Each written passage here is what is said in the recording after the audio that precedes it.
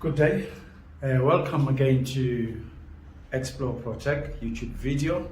I'm your finance doctor, Dr. Meiya, and again, we'll be talking about some more nuggets, some more intelligence around entrepreneurial skills in managing financial issues in our businesses. I hope you're enjoying the videos. So today, let's talk about another interesting topic that builds both financial sustainability and existence, and arguably continuity in an event of an eventuality. So let's assume over time the number of years, and here we look at revenue in terms of money that we generate. Arguably we know that businesses follow the cycle. Well, others follow that, others will follow a nice smooth cycle.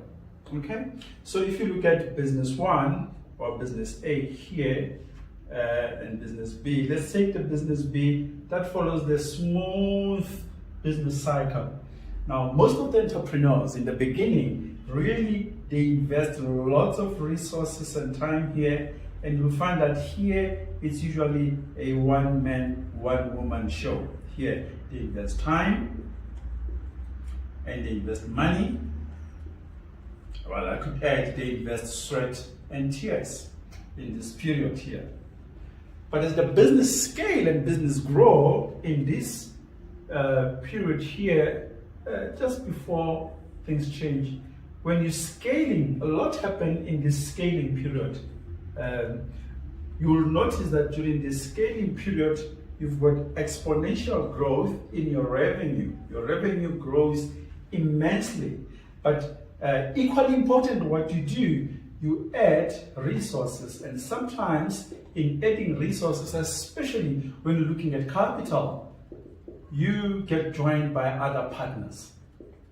This is the essence of what you want to talk about today. So here, where you are investing resources, you are getting new partners, you get new participants in your business that you started. So you started as person A, you alone as 100% shareholder or a director. At some point in this scaling period, it's now you and your buddies probably joined you. Now there's probably 3 of you who are now owning this business. The question is, 2 questions actually. The first question, what if in this period of upscaling, exponential growth in revenue, what if something does go wrong with any of your partners?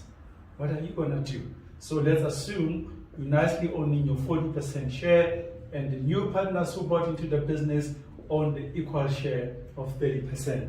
If something was to happen here or here to any of the 3 of you, do we have measures in play to cover the losses that could happen?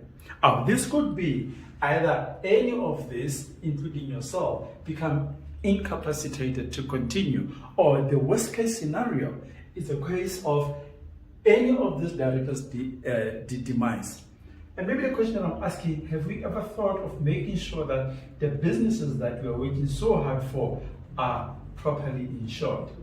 Now, business insurance in financial sustainability point of view, it's very critical.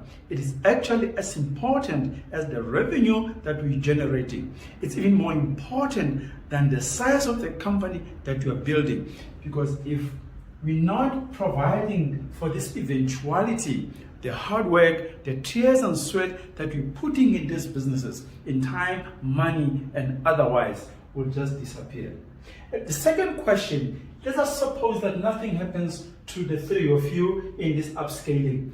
What happens if here, one of your big clients go under? Let's suppose you've got a client that probably generates about 50% of your revenue. What happens if you wake up today and that client is unable to provide that revenue anymore, or you lose that client to a competitor, or something immense happens? Do we have measures in place to protect this revenue that is potentially at risk if you lose the major client? It's Dr. Meiya, your finance doctor.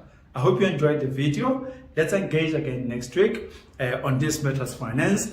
Remember, please connect with us here. Click and subscribe to this video, to this channel, because more and more nuggets are being shared through the finance point of view and other colleagues.